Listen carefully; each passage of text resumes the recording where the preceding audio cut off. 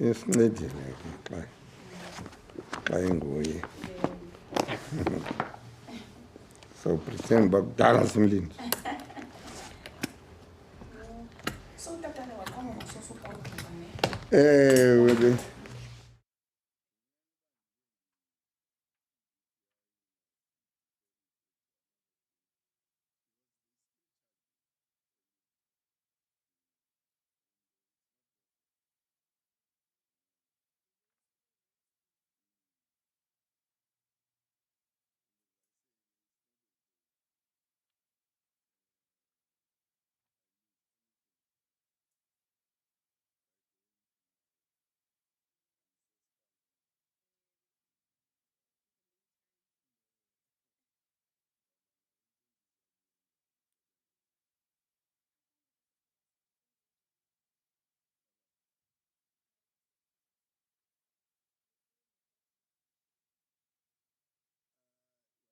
Kuphe mna.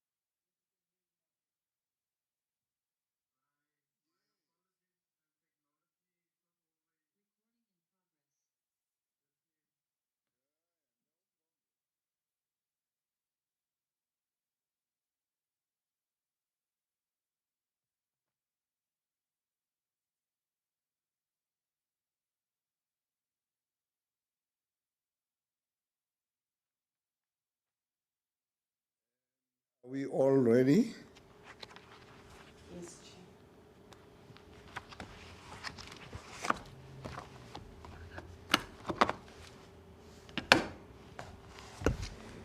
Right. This is a resumption of the SJN hearings and a continuation of us hearing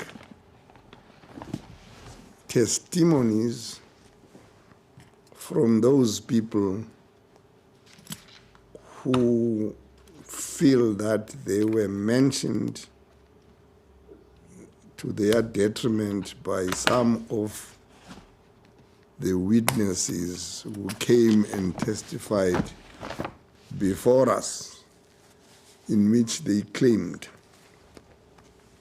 that they are victims or they were made victims. Now, as I understand it, Mr. Adams, you are coming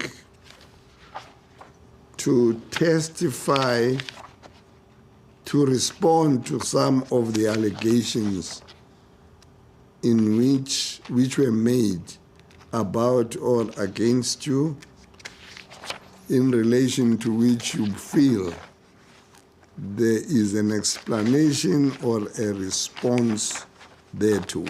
Is that right? That's correct. It's against me and WPCA Western Province Cricket Association. Brilliant. Thank you very much.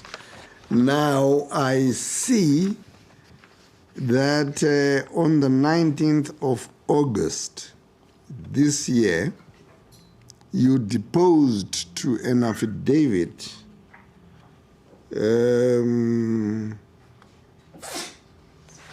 which has got 71 paragraphs. And yes, I assume that you are going to speak more or less to that affidavit, but you are free to give your testimony any way you want to do so, for as long as you will be satisfied that you have covered all aspects which you felt need to be addressed, to the extent that Fisher-Right Hanover Park Cricket Club, your club, and you were mentioned by those who testified. Do we agree with that? Sorry, Mr. Chair, just a question for clarity. Yes. We have submitted two affidavits because two of our affiliates appear in front of you. The first one was Helderberg and the second one was Fisher-Right. Are we dealing with the Fisher-Right one first and then the Helderberg one? No, we are dealing with all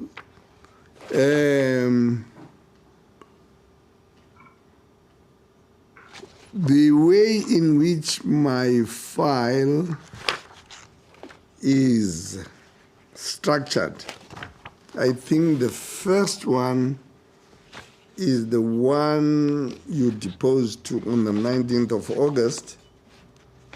Correct me if I'm wrong, Advocate Mayor. And that one is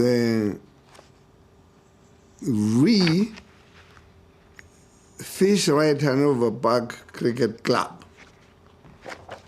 Now, then there is another one, also deposed to on the 19th of August, in which I don't know if it says in what capacity you are testifying to, because it does not have a heading like the other one where you said you are going to be focusing on Fisher-Right Hanover Park Cricket Club.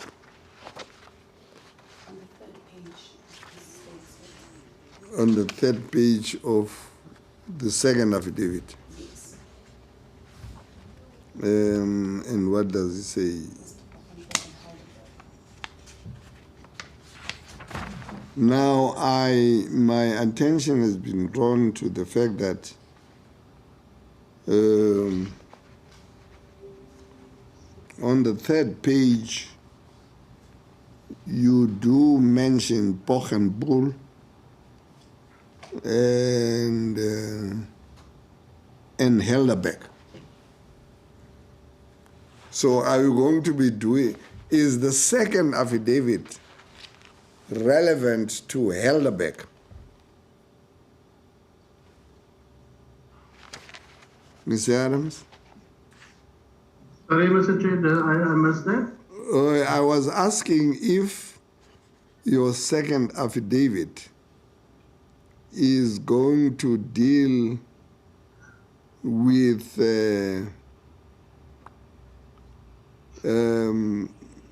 Poch and Pool and other Helderbeck members. Yes, it will only be the Western Province response. The individual members of Helderberg submitted their own affidavit. But I'm just dealing with the Western Province where our response to the allegations by Mr. Poppenpoel. Okay. I think it really does not matter for as long, because it seems to me that you deposed to two different affidavits both of which were attested to by the former Commissioner of Oaths on the 19th of August. The one has got 71 paragraphs. The other one has got 42 paragraphs. Are we on the same page as far as that is concerned? Yes, Mr. Chair. Yes. So why don't we just follow the way in which your affidavits have been arranged? You first deal with the one that has got 71 affidavits, and then thereafter you deal with the remaining one, which has got 42 42 paragraphs. And then you will be satisfied that you have covered everything without leaving anything out. But as I say, you don't have to read the entire affidavit into the record, but you can talk to it. But if you feel that there are portions which you would rather read into the record because of their significance, you can do so.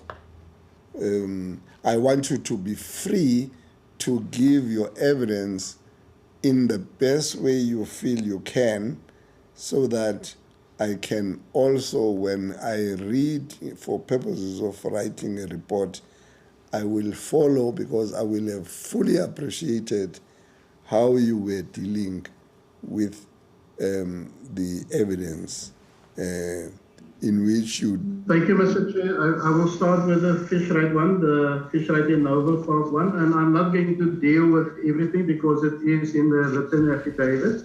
Yes. I'm just going to start with the introduction to state that I am an adult male educator and a cricket administrator now for almost 40 years. Before you do so, Mr. Adams, I'm sorry to interrupt. Let's deal with the small thing called an oath. Are you going to take an oath, or are you going to affirm? I'll take the oath. Okay. Now, Mr.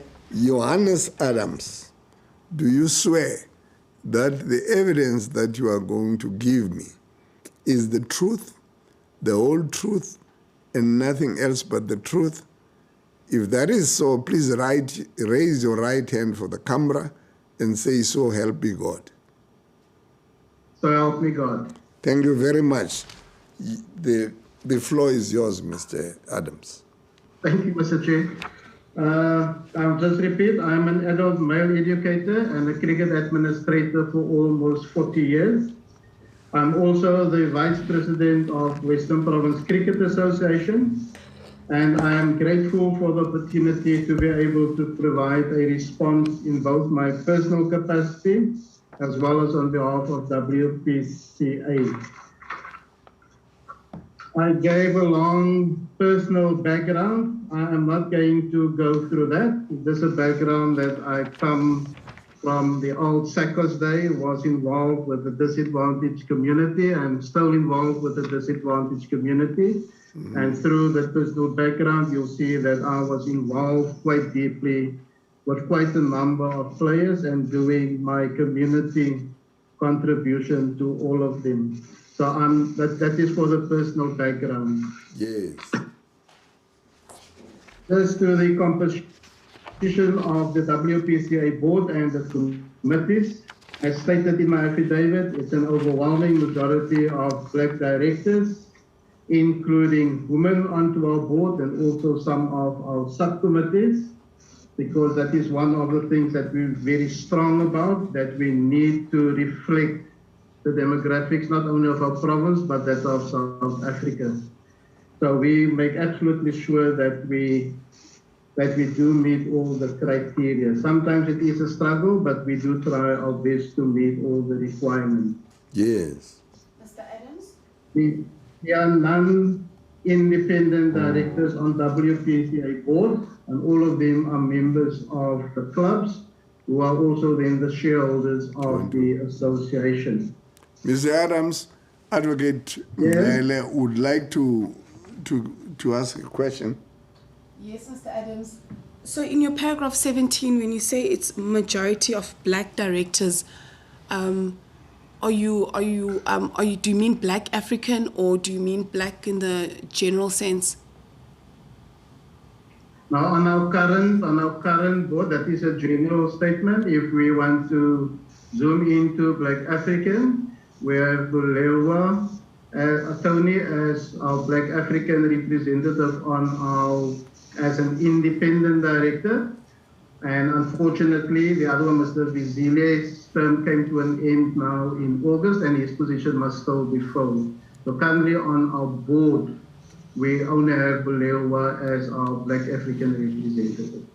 But all the other members on the current board, as the composition does it reflect, it will be all blacks, but only with one Black African. Can I therefore two positions filled.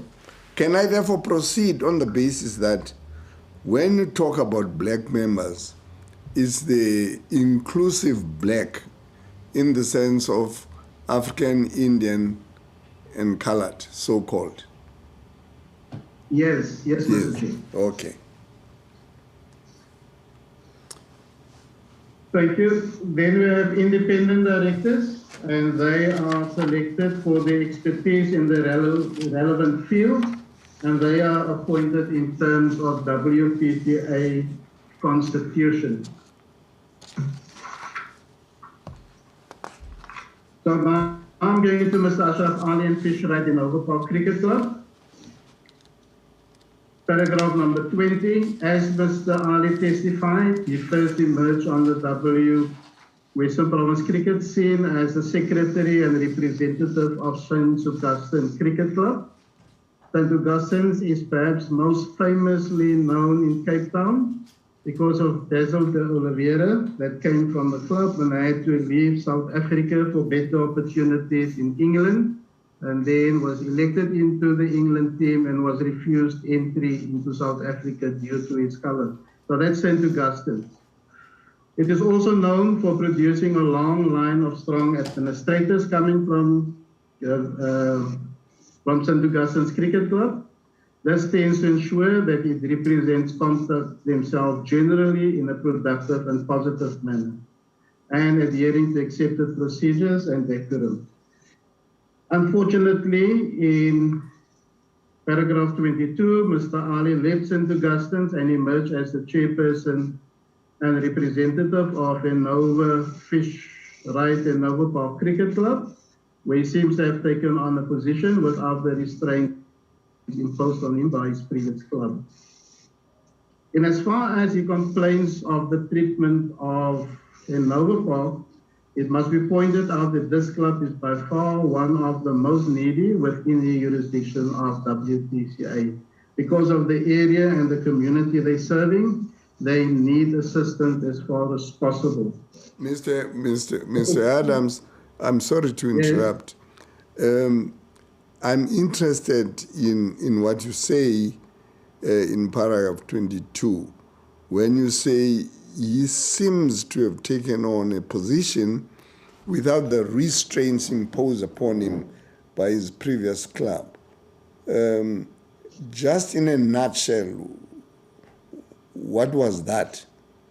I know Sakwas had very strong principles about you can't have a normal sport in an abnormal society and all of those kinds of things. If you could just, yes, what were the constraints that you felt? Yes, Mr. Chair, within a democracy, we always have committees and it's democratically elected. The unfortunate part in some committees is that the person who is elected as the chairperson, and we just call them one-man clubs, they will dominate the committee, and especially happens when your committee is not very strong. Then the chairman will dictate and everybody else will disagree and they will go in the direction that the chairperson directs the club to be. Even though he's the leader, But sometimes in a democracy, you need the input of strong members to tell the chairperson also now and then that you're not on the right track. You need to go left or you need to go right. We cannot just follow you blindly. And that is the idea that I am getting, and the sense that I'm getting when I listen when Mr. Ali represents his club. We had a number of meetings with him previously, and I attended a meeting with his full executive about 2 years ago.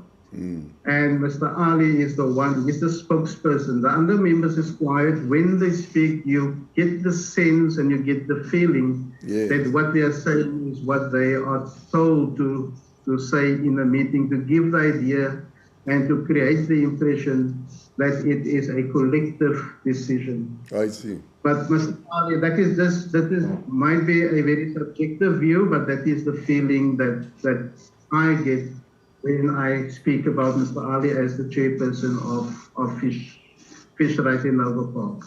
Yes, no, I understand. Thanks, Mr. Chair.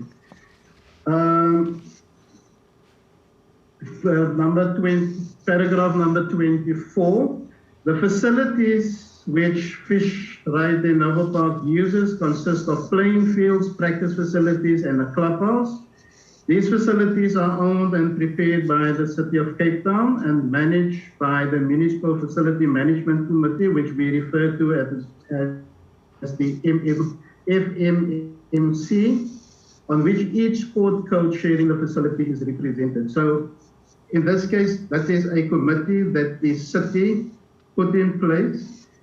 It is representative of all the different sporting codes, whether it's cricket, rugby, hockey, whatever it is. From each one of those clubs, there will be a representative serving on the MMFC, and that committee is responsible to manage the facility on behalf of the City of Cape Town. So, and we're bringing it in because Mr. Ali himself testified that the City of Cape Town provided materials for cricket practice facilities, and I am aware, and Mr. Ali does not allege, that other clubs using municipal facilities receive better facilities or treatment based on the race or gender of such clubs' members. Mr. Ali does talk about other sport codes using the facility illegally. However, this is an issue of management which occurs at many MMFCs and should fall within the skill set of capable club administrators. So whereas WPCA consists of cricket clubs where it can, it is not clear on what basis Mr. Ali states that WPCA does not hold the city accountable enough. No allegation is made by Fish Right and Nova Park Cricket Club is being discriminated against on the grounds of race or gender. And I can testify that Mr. Ali and in Nova Park Cricket Club, we are well aware of the struggles that they are facing at their facility. So we engage with the city when it comes to facilities in assisting not only in Nova Park Fish Right Cricket Club, but we assist all 72 of our affiliates where there are challenges with their facilities. So the allegation that Mr. Ali made that WPCA does not hold the city accountable, I can tell you that we do engage, and we meet with the mayor on numerous occasions in terms of facilities, not only in Nova Park, but all 72 of our affiliates and those clubs in our struggle communities who struggle with facilities. When I go over to the next one, the grant money paid to clubs. Yes. Fish Right in Nova Park Cricket Club received substantial grants from WPCA, as set out by Mr. Ali himself. Mr. Ali testified that these grants were higher than those received by many other, often more needy clubs. I know that no allegation is made by Fish Right in Nova Park Cricket Club is being discriminated against on the basis of race or gender. The grants paid to certain clubs for development of the game are outside of and in addition to the incentivized prize money which is awarded based on league positions and trophies. The amounts paid are reported to the clubs and this information is freely available. Paragraph 29, more established and organized clubs do as a rule have better access to resources through sponsorships, contributions by existing and former members, and sometimes even semi-commercial ventures like hiring out facilities. And these clubs generally require and therefore receive less funding and other assistance from WPCA, and the city than more disadvantaged clubs. Fishery and Nova Park Cricket Club, unlike many other disadvantaged and community clubs, has the good fortune of having access to additional funding sources, including a named sponsor, Fishery. In 2019, Fishery and Nova Park Cricket Club was able to raise substantial funds, which it chose to utilize to send a group of players and administrators on a tour to England. Now, just to give just a further background to the grant monies paid, that decision on how grant monies will be distributed to clubs, there are two things. On the one hand, we get a subsidy from Cricket South Africa to subsidize club cricket within our jurisdiction. They only fund Premier League and First Division A cricket, promotional league. That is the funding and the subsidy that we get. The other monies that we get is divided amongst all, and those two divisions consist of 24 clubs, which include Langa and Guguletu Cricket Club. The other monies are then distributed amongst all the other clubs to assist them financially as well. Partly subsidized, but also monies that WPCA generates. The way that the monies are distributed is decided upon and approved by all clubs at the meeting, and the monies are then just distributed according to what was decided within a meeting. So it's not a decision that is taken in isolation. It is taken with the input of all our clubs. Then there was reference to Adams? the facilities for female players. Mr. Adams? Mr. Ali. Mr. Adams. Sorry, yes? Advocate. Yes? Yes. Can you hear me, Mr. Adams? I can hear you, yes? No problem.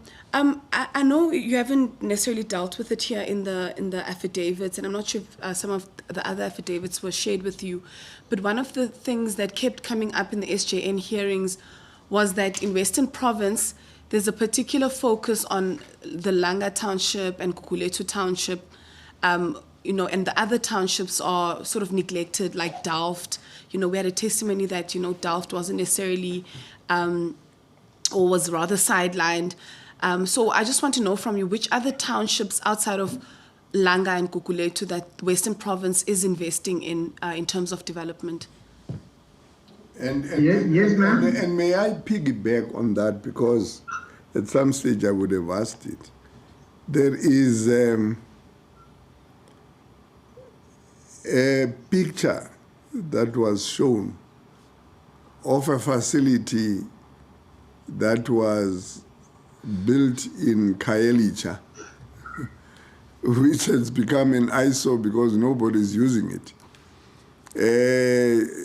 Apparently was a good facility, and I got the sense that the consequence, that facility not being used was as a consequence of there not having been a consultation with the people in Khayelitsha to ask what are your immediate needs as far as the sporting code of cricket is concerned, and where would you like to have it? Now, so as a person who comes from SACOS, which is an institution with a tradition of democracy and all of that, maybe you will want to cover that eyesore, which was put and projected on our screens as an indication of money wasted, and some others were saying, what's the point of giving them facilities, because look at what they have done or not done with their facility, which cost so much.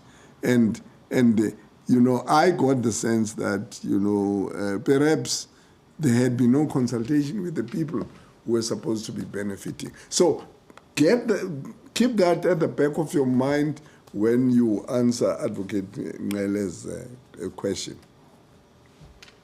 Yes, Mr. Chair, thank you. Yes, ma'am, we cater for all our Black African clubs. Our contribution is widespread, and we try and not focus and say it's our Black African clubs. We talk about our township clubs, which include all our clubs that are struggling. Gugulethu Cricket Club last year was also offered a hub, so Gugulethu is now also sorted. We try and look at Philippi Cricket Club. We look at Khayelitsha Cricket Club. So all our township clubs and clubs in our other colored struggle communities, the association are looking at each and every one, and we assist everybody. I just want to take my focus to the Khayelitsha hub, where the allegations was made that is a facility that's not being used. Mr. Chair, I really do not know where that allegation is coming in. It might have been to push their personal agendas, to state that the hub is not working at Khayelitsha and that you need to move it to us.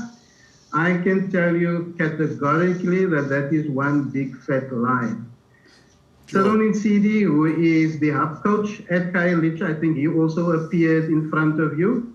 He is our head coach at Khayelitsha Cricket Club, and he's the head coach of the hub. That hub is working 100%, Mr. Chair. The facility is good. One of our best facilities in Cape Town.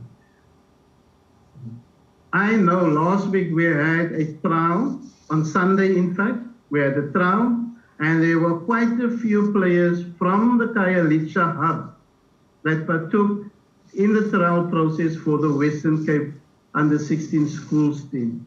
So people that say that the facility was built and it's not being used and that it's vandalized, I don't think the people were at the facility and that they heard stories. And even Mr. Maxwell Jordan, where I believe the initial thought was brought forward, even he denied that he ever said that that facility was built and that it's just stand vacant and it's being vandalized and not being used.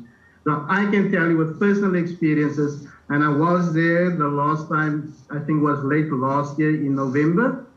That facility is up and running and it is 100% used by Khayelitsha Cricket Club and it is used by the hub. Well, that's music to my ears because that is an image that remained in my mind, and it gives credit to the fact that at least we have provided an opportunity for a rebuttal of what we're told, because that still remains in my mind. Every time you talk about facilities, and I was saying, well, you know, how do you build a hub like that? Beautiful hub. And then you let it to be vandalized. So thank you for correcting that impression from us. I mean, for us. Thanks, Mr. Chair. You see, Mr. Chair, the struggle with cricket. Cricket is a very expensive sport, and it is very dependent on facilities. And unfortunately, the apartheid system did not do us any favors. And we are still bearing the brunt of the apartheid system and the way that it was structured, that our facilities in our underlying and struggled communities, it's a battle because the community is poor, and hence the contribution which they can make to the club is also not what it is. In the more affluent areas, unfortunately, and that is where Mr. Ali gets his idea from, that they are more looked after than them. It's not the case. It's just because they are in affluent areas. And unfortunately, apartheid system benefited them and is still benefiting them because in an area where they can get sponsors easily, they can get support from the community easily, because even people that was more affluent in our areas moved to those areas, and their contribution is not now to our clubs that is struggling in these areas. They make their contributions to those affluent areas. And somehow, some way, these things will have to change. obviously it's also a political struggle that you sit with, that we need to correct things so that our communities can benefit from them, and that we are treated all equally when it comes to facilities and all other things in society, Mr. Chair. Yes, yeah, I understand. I was with facilities of female players, paragraph 31. Mr. Ali stated that his club has no changing rooms for both male and female. He gave theory testimony of women players having to change in public. However, this submission is ingenious. Women are not being discriminated against if there are simply no change rooms for either gender. In my own experience, there are many cricket or other sport fields which are not equipped with changing rooms, and here I can just think of Mitchell's Plain, the Rocklands fields, where we don't have any change rooms, especially in the lower leagues. It affects all genders and races, home and away teams equally. However, Mr. Ali has failed to disclose that the municipal facility which Fish Right in Nova Park Cricket Club shares with other sporting codes does have a clubhouse with changing rooms, to which Fish Right in Nova Park has access through the MMFC, of which it is part of. And in fact, the facility there is a legacy project of the World Cup built by Western Province Cricket Association. So I cannot understand why Mr. Ali mentioned that there's no facility. It might have been by choice that the females decided to put on, normally they come ready to the field. I really do not know what happened in that instance. We all know that it won't be fair and it won't be right to expect any female, or for that matter, even male cricketers, to get undressed on the outside and on the outfield. But contrary to what Mr. Ali said, there are facilities available. I am aware that they are facing a battle and a struggle at their facility with some of the other affiliates to the MMFC, but that is a local battle that they need to sort out, and we also intervene now for a few years to try and assist them with another facility to use in 2019 when we still played cricket, just before COVID hit us. So I really do not know where that allegation from Mr. Ali came from. Then just the HUB program. The CSI HUB program is a very important part in the cricket development program, especially in our youth development and especially in our previously disadvantaged communities. Fish Right in Nova Park Cricket Club applied to host a hub, but the position was given to Guguletu Cricket Club, which is situated in a historical Black African area, which CSA determined to be more suitable. I do not understand how it is indicative of discrimination based on race or any other illegitimate basis which falls within the scope of the SJN. And on 36, I noted the Khayelitsha hub story, but I spoke to that already, so I'm not going to repeat 36 and 37. In paragraph 37, Mr. Chair, you'll get the detail about the Khayelitsha hub and how it is still in operation. So just to, even paragraph 38. Just so coming back to Nova Park Cricket Club with paragraph 34 and 35. I'm well aware that they applied. They're not the only club in WPCA that applied. I think you're aware on what our program is all about. It comes from CSA. It's a CSA-funded program to try and get the best players from our disadvantaged communities and serves as a pipeline serving into the provincial teams, and then also for them to get the best opportunities to develop. Now, we've got a lot of pockets where we still need to get hubs, but CSA has a limited amount of hubs that they do allocate to provinces. And currently, WPCA is in a very fortunate position that I think we've got the most hubs of all provinces. We, at the moment, have 9 hubs, and we try and cover those areas. Because they don't have a hub, WPCA thought it good to support them in a schools program, which he spoke of during his testimony. And that was what we supported them financially from our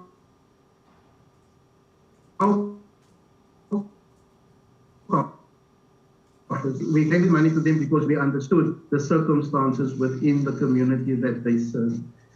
So again, I do not know where Mr. Ali and why he made the statement that we against it.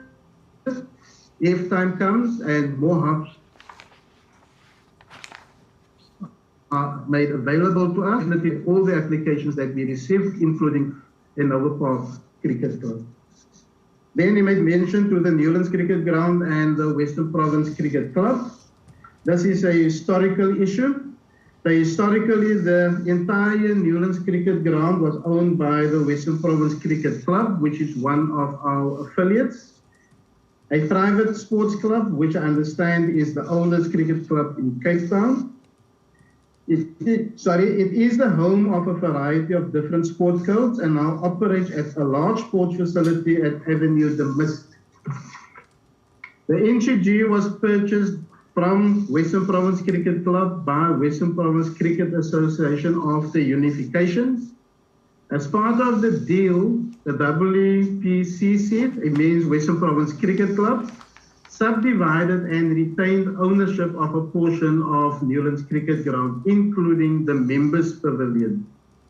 Despite the similarities in names, Western Province Cricket Club has no connection with Western Province Cricket Association other than that the former Threads Cricket Section is an associate member of the latter. I'm extremely surprised that Mr. Ali is unaware of this. So Western Province Cricket Club is an affiliate of Western Province Cricket Association.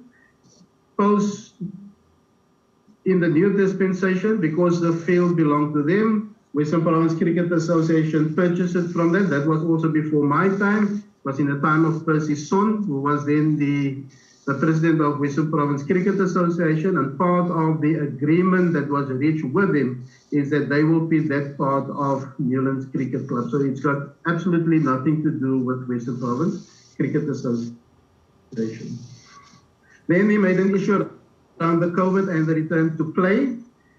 Mr. Ali was one of the few vocal opponents to calling off the cricket season due to COVID-19 pandemic, and I note that he is again breathing his drum.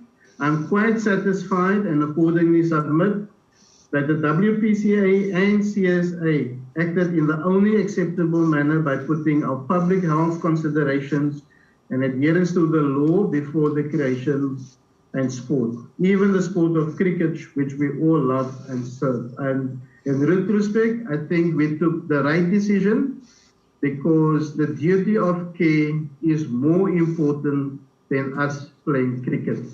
So I don't know where Mr. Ali came on that. And then just the youth elections, paragraph number 44. The points which Mr. Ali makes about youth elections are, in my view, and based on my experience, uninformed, generalized, and subjective. The WPCA and I personally have for decades been part of the movement to transform cricket, especially at the junior level, which we call our youth level. There are obviously continuous challenges which we're all aware of, but Mr. Ali makes no specific allegations or suggestions which can be acted upon. Instead, he throws around terms and concepts such as quota players, classism, colonial past, etc., without making any specific allegations of discrimination on the basis of race or gender. His main point seems to be that clubs, i.e. Fish, Ride, and Nova Park Cricket Club should get more money directly to spend at their discretion. Experience has proven that using specific allocations has ensured that the funds are put to the best use. So that's on youth elections. Then the alleged structural manipulation of retaining the status quo. The 14 numbered points listed by Mr. Ali on the last 2 pages of his affidavit have, in my humble submission, absolutely nothing to do with the objectives of the SJN, but they are probably the reason why he sought out this forum to begin with. The WPCA board was suspended by CSA in September 2019 and reinstated following a successful arbitration in November 2019. Subsequently, a number of WPCA board members resigned for a variety of reasons and were replaced. However, this has absolutely nothing to do with any alleged or actual discrimination of a racial or any other nature.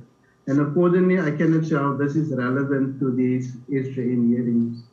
The Newlands Cricket Development Project is a commercial development which the WPCA leadership at the time when cricket was facing a bleak long-term financial prognosis embarked on more than a decade ago with the objective of seeking the long-term financial sustainability of WPCA and all of its constituents and the game of cricket in the Western Cape within 5 years of the project's completion.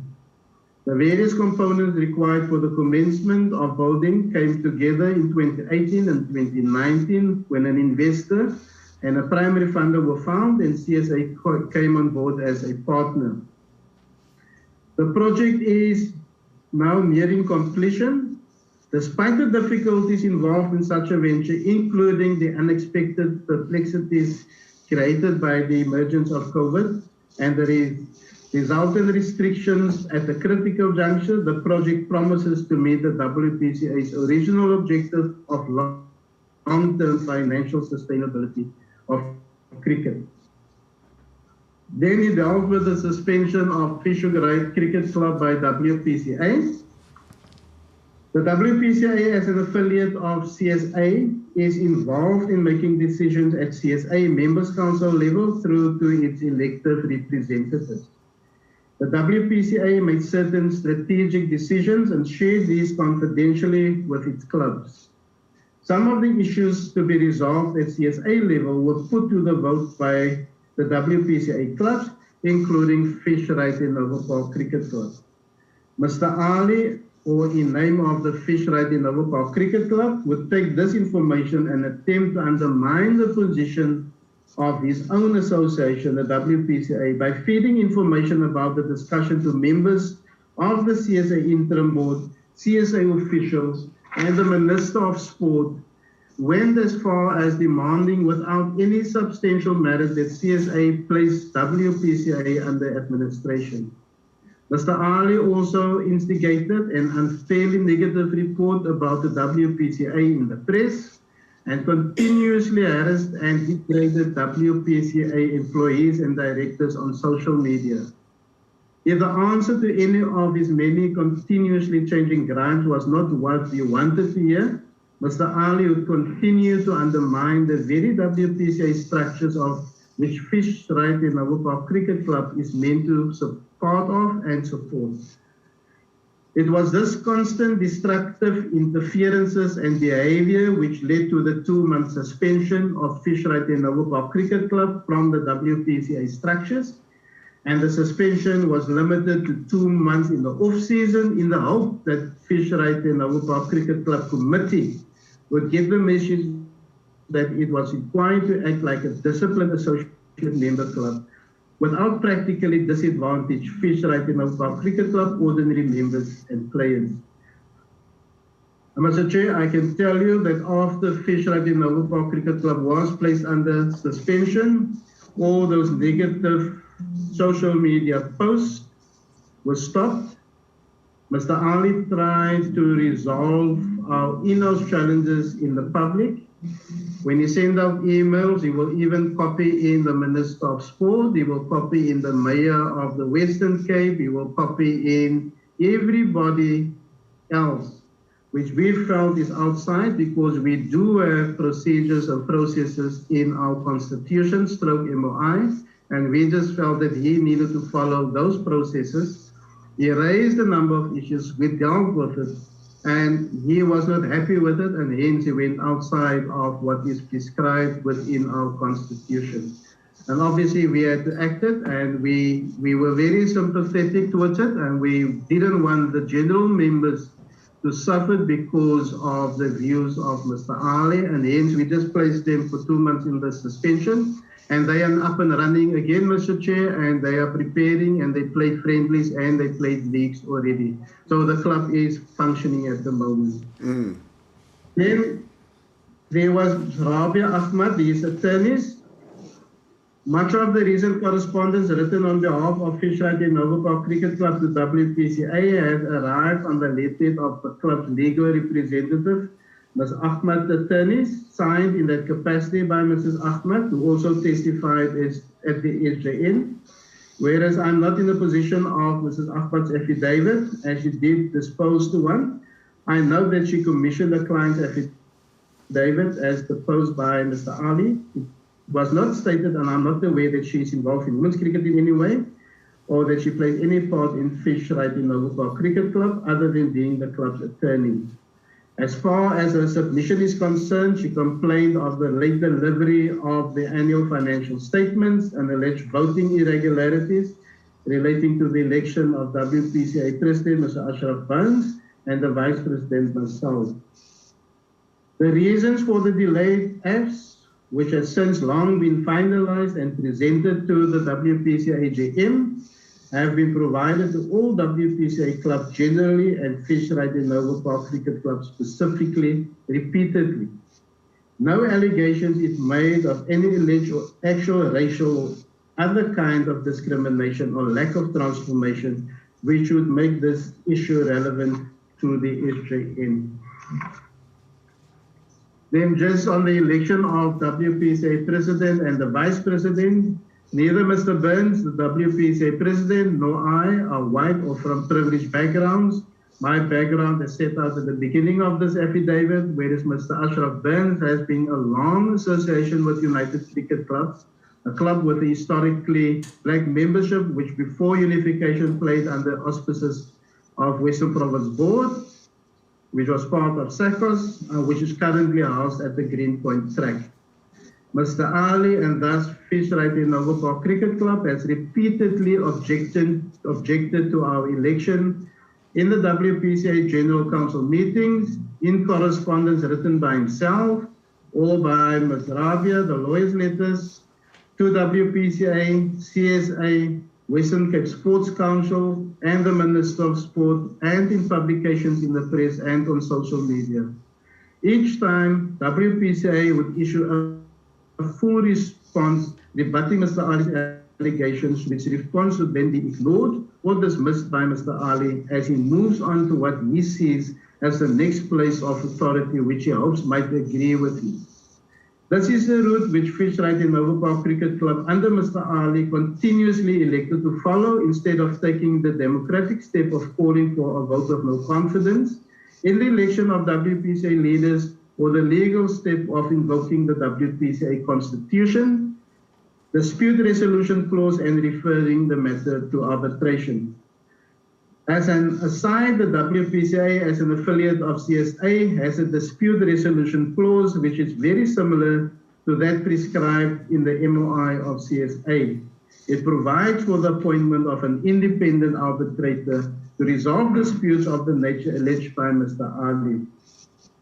Because of Mr. Ali's and thus Fishrite and Noble Park Cricket Club's strategy to ignore the legitimate democratic, procedural, and legal options open to Fishrite and Noble Park Cricket Club, the availability of these procedures as prescribed some time ago, and accordingly, the WPCA considers these matters to be closed.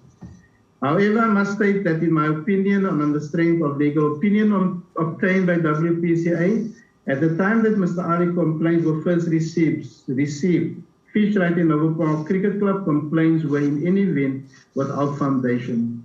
Again, however, it is my humble submission that this issue has nothing to do with discrimination on the basis of race or gender or the lack of transformation. And I can just add, Mr. Chair, we had our AGM now in August.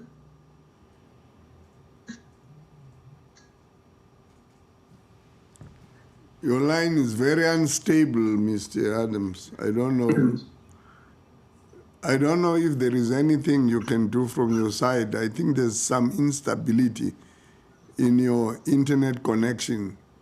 You at some stage you come across, but so far, I think very little we have missed. But I would have loved to hear what you were actually saying.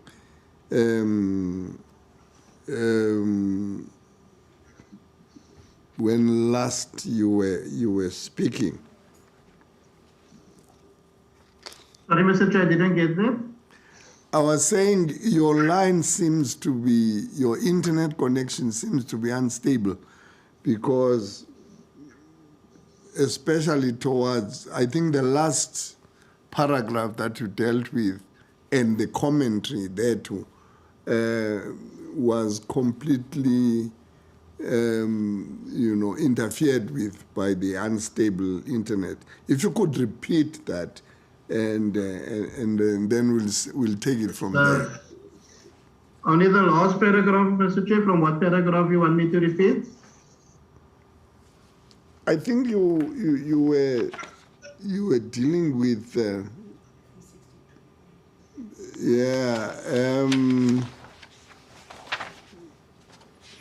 I think which paragraph were you last dealing with? Was it paragraph? I was with election of WPCA president and vice president, yes, starting from paragraph 62 to paragraph 69. Yes, yeah. If you could just gather your thoughts around paragraph 62 and then you continue. Okay, Mr. Chair. And I'm just going to summarize it quickly. So I'm not going to read all of it again. All I'm saying is that Fishhook Genova Park with Mr. Ali, we offered them a number of occasions for them to be satisfied with the procedures that was followed. Yeah. Because our constitution and that of as strongly aligned with CSA, and we do have processes and dispute resolutions in place. And we requested them to follow those procedures because they do make provision for an independent arbitrator to make a ruling. Oh, yes. And unfortunately, they chose to go outside of those procedures that is prescribed and wrote to everybody else in a higher authority to try up to the Minister of Sport to try and get somebody to agree with them and not accepting the democratic process that was followed. And then I said, I just wanted to conclude on this by stating that we had our AGM in August, and this election was in the minutes of last year, this whole complaint. Yes. Mr. Ali and Fishhook Genova Park was represented in the meeting, and the minutes was approved without any objection, even from Fishhook Genova Park. So it seems that that was though accepted by Fishhook Genova Park because they did not object to the minutes being approved in the following meeting. Yes. Yeah, now I understand. So just in conclusion, if there's anything which requires further elaboration from my side or on behalf of WPCA, I would happily provide any such further information required to the Ombudsman. And the last paragraph 71, on behalf of the Board of WPCA and in my personal capacity, I wish to thank the Ombudsman for the opportunity of making the submission. I hope that it contributes to providing a balanced view of the state of cricket in the Western Cape, and as far as it is relevant to the objectives of the social injustice and nation building. Yes. Thanks, Mr. Chair. Yes, thanks very much to you also, Mr. Adams. That now leaves the further testimony which you would give based on the 42 odd paragraphs in the other affidavit that is before me from you. Thank you, Mr. Chair. And I'm going to skip the first parts because all of that were included in the other one. Yes. In the other affidavit. So I will jump to paragraph number 17. Yes. I have been advised and accordingly believe that the allegations contained in paragraphs 1 to 38 of Mr. Pochenpoel's affidavit do not deal with matters which fall within the objectives of the Ombudsman, and I could find no allegation of racial discrimination or lack of transformation in those pages.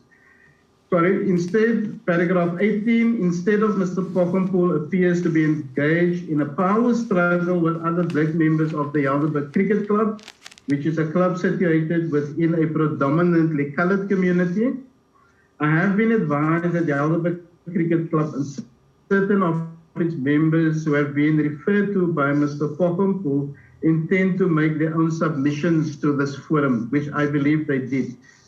Paragraph 19, as far as WPCA is concerned, a complaint was received of the Helderberg Cricket Club's AGM in 2019 from a group consisting of some of the club's previous executive members, players, and its president. The gist of the complaint was that the AGM at which Mr. Pochenpoel was elected as chairman had been irregular, and that the continued existence of the club was in danger as many members, including players, were considered leaving the club. The Western Province Cricket Association Club Cricket Committee, which I chair, called a meeting of the parties in an effort to investigate the complaint and, if possible, to mediate a resolution. At the first meeting, Mr. Pochenpoel appeared together with an attorney. Mr. Pochenpoel indicated that he would not meet without legal representation. The other Helderberg members, including Mr. Van Boom and Mr. Roos, objected, and so I postponed the meeting in order to allow them to also obtain legal representation. When the meeting convened a few weeks later, Mr. Pochenpoel again brought his attorney with, this time, the other Helderberg members agreed to continue nonetheless without legal representation. The gist of the allegation made by the other Helderberg members was that at the AGM, Mr. Pochenpoel, to the surprise of the existing members, and just to put in a picture, he was at that time the vice chairperson of the Helderberg Cricket Club. To the surprise of the existing members, had brought in a group of children, many who were hub players, and alleged that these were all new members. This allowed him to obtain the necessary votes to be elected as chairman. Mr. Pochenpoel admitted this, but alleged that there was nothing in the club's constitution preventing him from doing so. The club's constitution was found lacking, and its records were unfortunately inconclusive.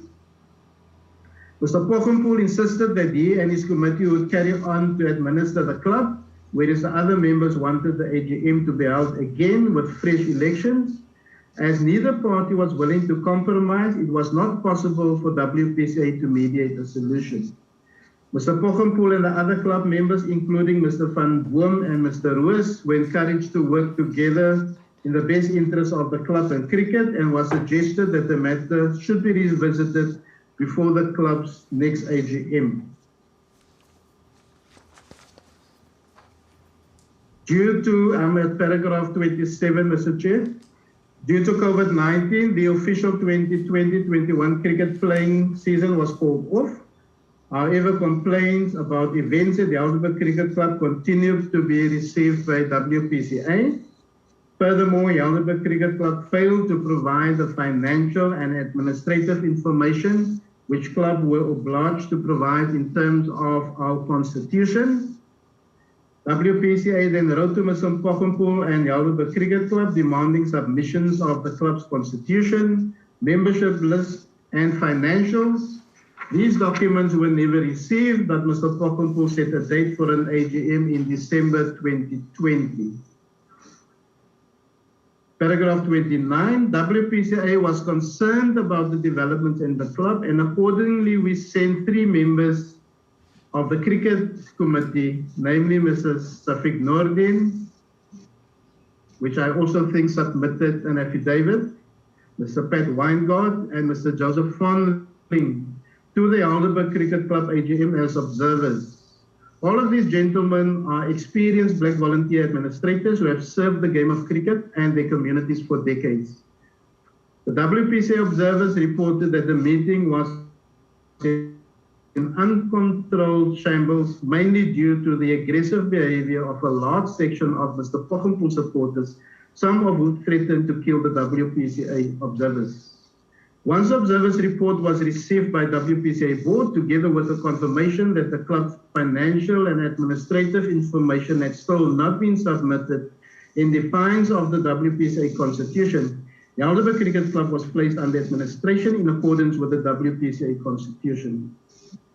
Apart from sending the threatening letters through his lawyer, Mr. Pochumpull refused to cooperate with the administrators, but he also took no steps in terms of the WPCA constitution dispute resolution provisions to challenge the administratorship. Accordingly, the administrator took control of and rectify Helderberg Cricket Club's financial and administrative affairs to such an extent that it was possible to conduct an AGM in July 21, at which stage a new committee was elected and control of the club was handed back to its members. Now, Mr. Chair, these things came to a conclusion at the AGM. The members, we tried to resolve the issue. Unfortunately, Mr. Pochumpull did not give his cooperation with the members. When the members came back from the AGM arranged, I think it was on the 5th of December in 2015, which Mr. Pochumpull arranged. In fact, he gave us a venue, and at the last minute, the venue was changed without him informing Western Province Cricket Association that the venue was changed.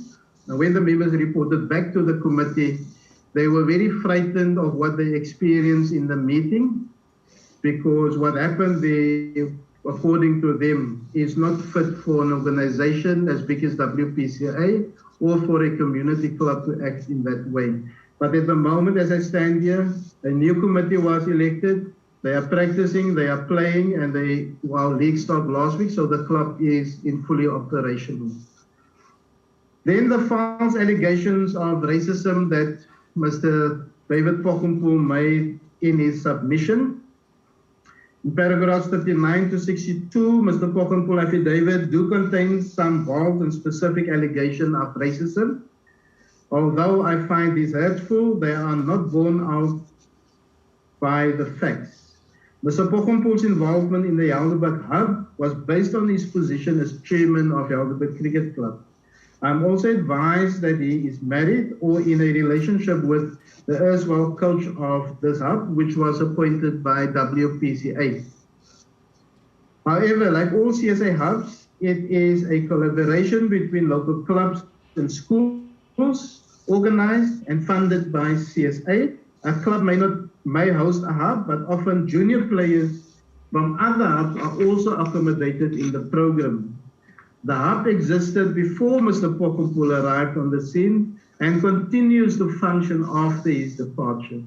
The WPCA is aware of the sensationalist article in a local tabloid, The Voice, and immediately investigated the matter with the City of Cape Town, the owner of the Helderberg Sports Facility, and also with the Municipal Facilities Management Committee, as I stated earlier on, is responsible for the management of that facility, which manages the facility. Paragraph 38, WPCA could find no evidence of race being used as a determinator as to who may use the Helderberg Sports Facility. Such a policy would be contrary to the objectives, the rules and laws applicable to WPCA, the City of Cape Town and the Republic of South Africa. And I would find it personally very, very offensive and reprehensible if something like that would happen at any one of our facilities. I have been advised that Mr. Marvin Roos, who was the chairperson of the MMFC, and he submitted his own affidavit, who appears to be targeted as a personal adversary by Mr. Pochumpull, will deal with the alleged incidents in more detail in his affidavit. However, the repeated allegations that there is somehow a favoring of whites by WPCA, Helderberg MMFC, and Helderberg Cricket Club, the members of all of which organizations are predominantly black, and as I said, that was a general, not African black, but black, of false defamatory, and extremely hurtful to the individuals at the club and association level who have for decades volunteered their time, expertise, and means to promote the game of cricket and to contribute to the upliftment of the communities and the society in general. Then, in conclusion, I have been advised that the present hearing are not formal legal proceedings in the sense that I need to produce an answering affidavit which deal with Mr. Pochenpoel allegations point for point. Accordingly, any specific points which I have not dealt with should not be taken as admitted. If anything that requires elaboration, I would actually like to invite to the Ombudsman, whereas I, in my personal capacity and on behalf of WPCA, appreciate and fully support the work of the Honourable Ombudsman. I truly hope and trust that you will see Mr. Pochenpoel's complaints and allegations as a convenient misrepresentations and half-truths, which there are, made to settle personal scores with dedicated and selfless black volunteer cricket administrators serving WPCA, Helderberg MMFC, or Helderberg Cricket Club. Thank you, Mr. Chair. Yes, thank you, Mr. Adams. Mr. Adams, I just have one question for you, at least for now. Thank you for your submissions dealing with both the allegations from Mr. Ashraf Ali and Mr. David Pochenpoel. From your two affidavits, I don't get the sense of what challenges Western Province is facing in terms of transformation. Because this week, one of the things I noticed is that as we hear from the unions, the chairpersons or the CEOs from the unions don't highlight to the SJN what the transformation challenges are, and that will assist us in our project. If in addition to the denials, but also an elaboration of what are the transformation or development challenges the province is facing in respect of the Sporting Code of Cricket.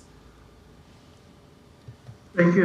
Yes, it is a challenge. Obviously, we set ourselves very high targets to meet when it comes to transformation and equity. And the challenges we face are also social challenges, because it impacts on the targets that we want to meet. The development and bringing up, I'm going to start with the players. On the playing side, I am quite comfortable with what we call our township development program, that we start at the bottom and try and work our way up, so that when it comes to our representative teams and where contracts are being signed, that we do get through quality. Because I don't think transformation is just there to get color in. Transformation needs to be a genuine attempt to get quality players and the best players from our townships through to the top, where they can earn a living and represent our province at our provincial levels.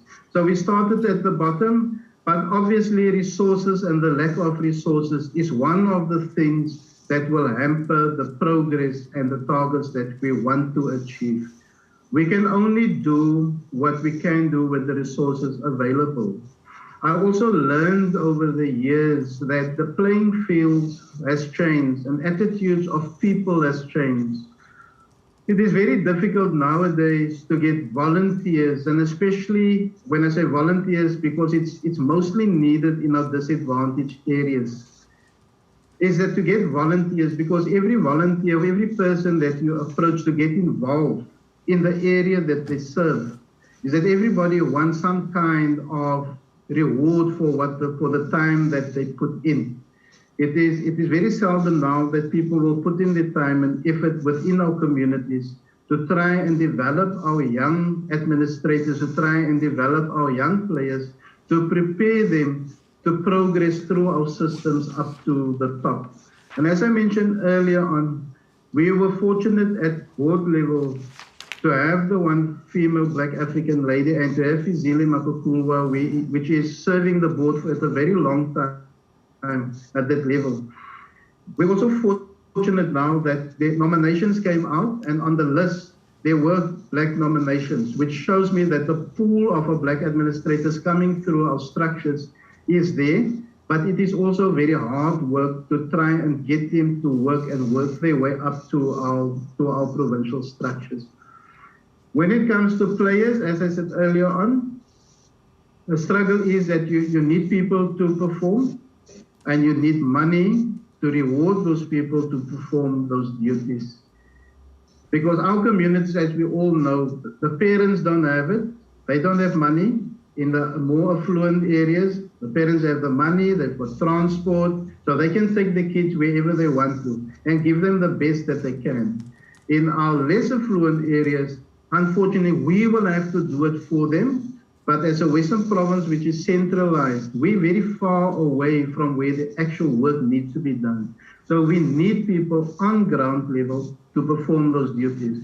But in order to get those people to perform at the best, you need resources to assist them,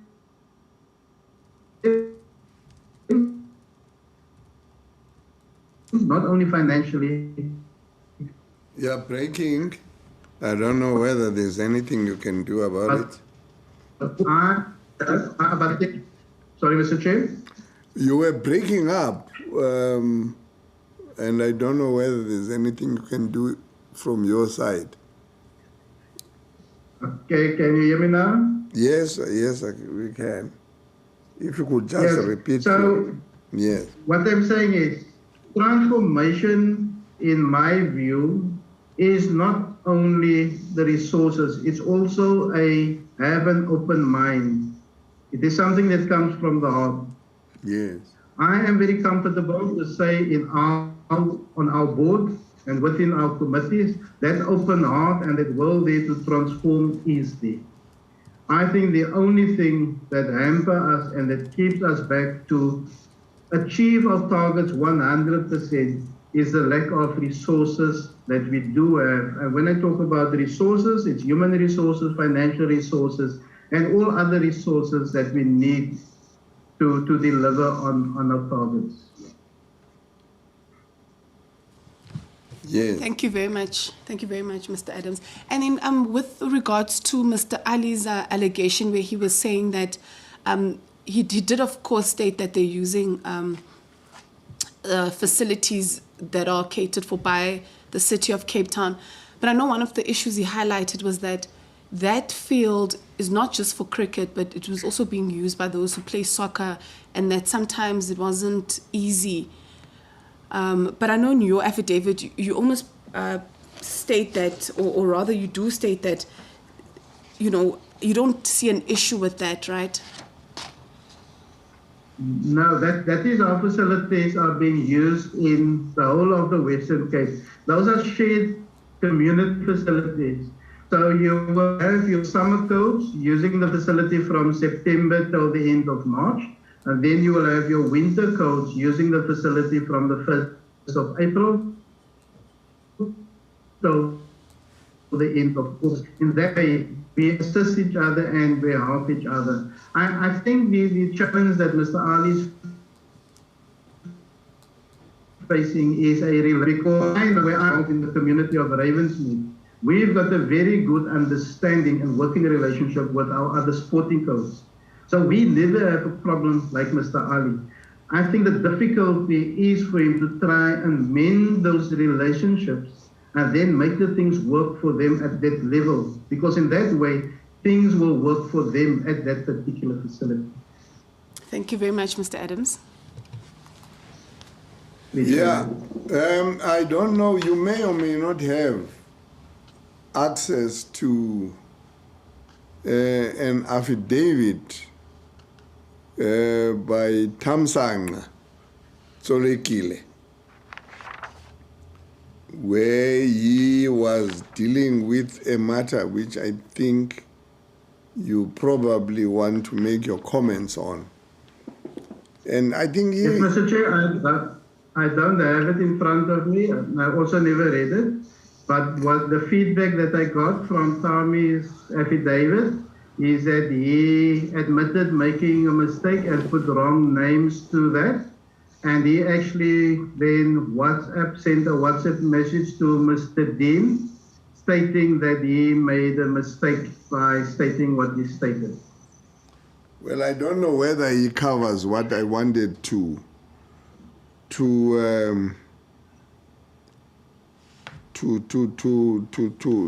put to you, because he's talking about an experience which was not a very pleasant one. And I don't know whether that was one of the experiences that he retracted. But let me just read this, and then, because we'll then be on the same page, and you can give your comments as to whether you are aware of this or whether it is one of the things that he has retracted, or what it is that you would comment relevant thereto. He is talking about, under a heading, Western Province under 13-2 to Bebeja, formerly known as Port Elizabeth. And he says, based on my performance as a specialist wicket keeper and batsman during school practices, I was invited to the Western Province under 13 trials. However, during the trials, I was forced to give up wicket keeping and trial as a bowler, a decision I did not agree with, but because I wanted to be part of the team, I felt at the time I was left with no choice but to do as I was told. We flew as a team with Coach Majid, and all was well during the flight. However, and this is the critical part for me, however, when we landed in Bebeja, Albert Nkomo and I, the two black African players, were told that we will no longer continue traveling with the team and we will be fetched by someone. Consequently, we watched our teammates leave on a separate bus, and we were left alone for over 40 minutes waiting for someone whom we did not know. When we were finally collected, we were taken to the township to a house with people we didn't know.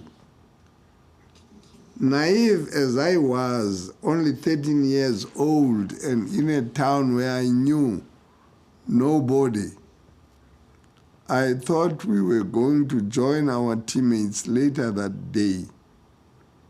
To my disappointment, throughout the duration of the tournament, Albert Nkomo and I remained separated from the team, and we had to spend the entire tournament sleeping in the kitchen on a small single mattress whilst we listened to other white teammates talk about lavish places they were staying at. Now, I don't know if this is something that ever was brought to your attention, but this is something that Thamsanqa Tsolekile submitted to us, and I think he testified to it when he did the testimonies. I would generally ask you, as a person who had been who was in charge there, firstly, a factual inquiry, whether you have ever come across this complaint from Thami Tsotekile, either at the time that he says it happened or later on. And generally, what do you think about it? Whether it was something that was prevalent to discriminate on the basis of race, on that basis, and if it was not, whether this thing was ever investigated. even after Tsolekile had given evidence before me. Because I don't know what you think about it, but I think it is absolutely distasteful if it is true. Yes, Mr. Chair, I will answer in this way that I am not. I just said this was only brought to my attention after Tami spoke and appeared at the SJN. Yeah. I am not aware of that, even though I was involved since that time. If it really happened, I'm very disappointed in that. It's unacceptable. I would never, ever, if that was brought, if I knew about it that time, and I think the association at that time, it would have been dealt with severely. Because I don't think that is the way that you treat any young cricketer. So I don't know. I don't think that we sent in a reply affidavit on Tami's one because in my view, I thought because of the apology that we're not going to deal with it. But I will find out and then we will put in a reply on Tami's submission to you if that is going to make things easier for you to deal with. I'm not sure whether you received anything from us. Well, there is something here dated the 19th of August, 2021, which purports to come from one Amina Smith, the company secretary for the Western Cape Cricket Association.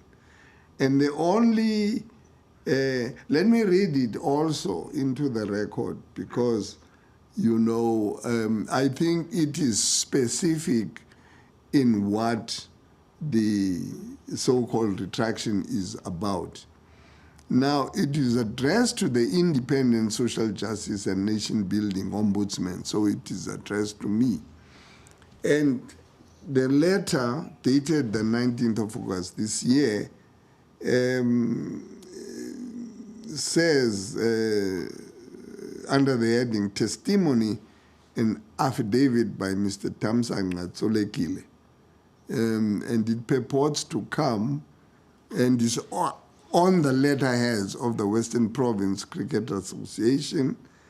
And as I say, it purports to come under the hand and signature of one Amina Smith, a company secretary.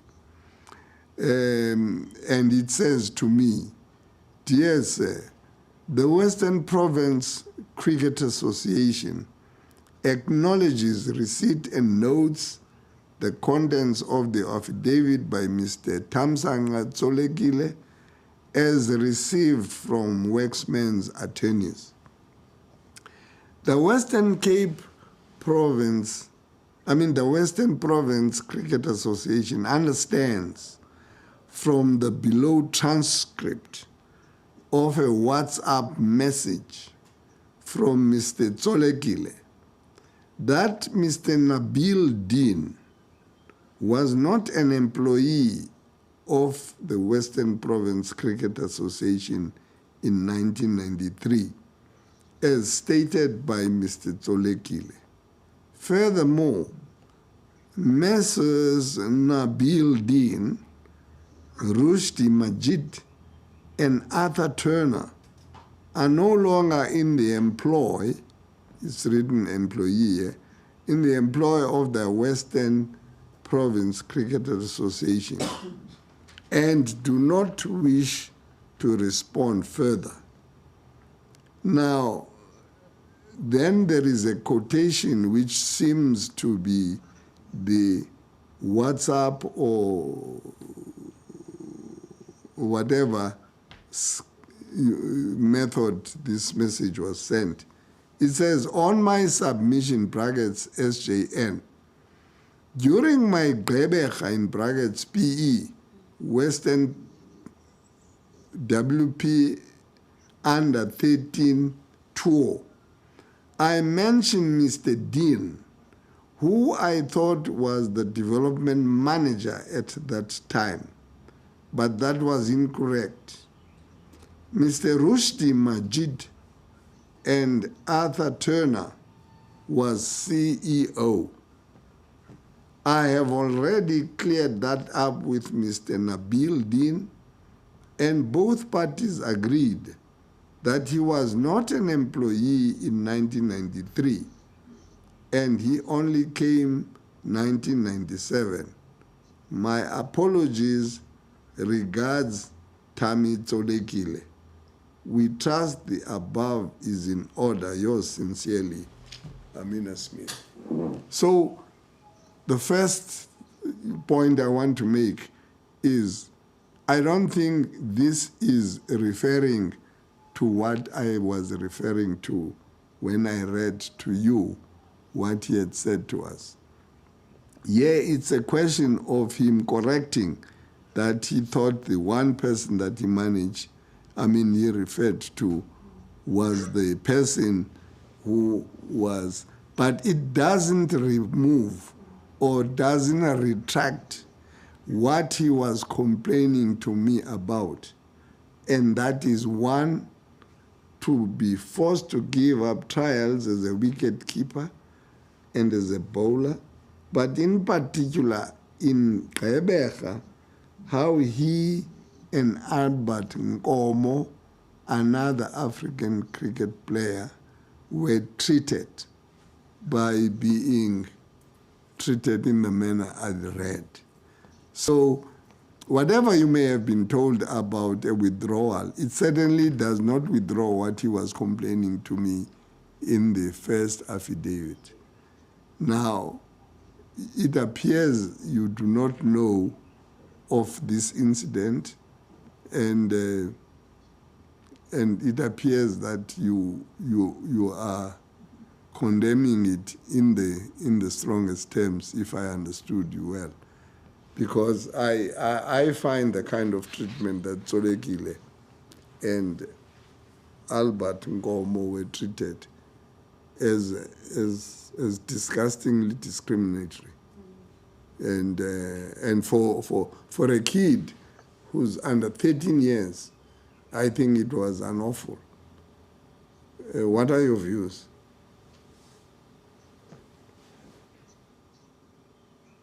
I cannot agree with that, Mr. Chair. I don't think at any time that it should have happened if it happened, and it needs to be addressed if it happened. I cannot speak I'm talking now offhand without actually knowing and knew about the event. Yeah. All I can say is that we can discuss it as WPCA and revert back to you on how we're going to deal with that particular incident. Yes. No, I think that's a very fair way of dealing with a matter that you only hear about at a hearing when you did not actually prepare for it. But you are here, and there's nothing adversarial about. This process may be inquisitorial because we will ask questions, but it does not purport to be adversarial. And we will greatly benefit from your investigation of this issue. And as I say, it is in an affidavit which is sent to us, and that affidavit was, it does not seem, the copy I have does not give a date, but I think it was this year. Yes, in July this year. And we will make an effort for you to get even this unsigned copy so that you can then seek to use it as a basis for your investigation in the Western Province. Thank you, Mr. Chair. Yes, yeah. Do you have any questions which you want to ask from us? Because I have no questions further, or any comments or any concluding remarks. I'm always careful now to invite people to do concluding remarks, because yesterday, two of those whom I invited to give concluding remarks took a second bite at the cherry, and their concluding remarks were almost as lengthy as their entire testimony. But no, Mr. Chair. Yes. I am just grateful for this opportunity. I am very grateful for this process to happen, because I think our people need to get those things to the outside. People can't keep things for years and years inside of them and don't speak out. Yes. I know I was a manager of a lot of Western Province teams, and right at the beginning, I was a manager of an under-19 team way back just after Unity, and I was warned before the time to tell me, honey, you're going to be the only non-white member of the management team, because previously that was a white-only tournament. And I just thought, because my coach was a white educator, and I told him, I am not concerned about it, because we need to educate each other. We were for long years not together. We can only learn from each other. Yes. And in that way, we can educate each other, help each other, and in that way, people will get the knowledge of a sense of what hurt other people, the things that you do, the things that you say, which you may think is not hurtful. And I'm very glad for this opportunity for people to come forward and make their stance very clear on what was hurtful. And I know a lot of the guys that came forward. Paul Adams, I worked with him closely. Tommy, I just knew. So a lot of guys that came forward and speak up, because Paul kept those things inside of him for years without talking even to people that was close to him. So by getting the opportunity then, like this forum where he could all those things that was hurtful for him all the years, it was a very, very, I think the platform was very well perceived. And I wish you well with the report and the recommendations that you will put forward after this. So thanks for that, Mr. Chair. Thank you. You're welcome. We will adjourn now until Monday. Thank you very much for having attended. We are adjourned. Thank you.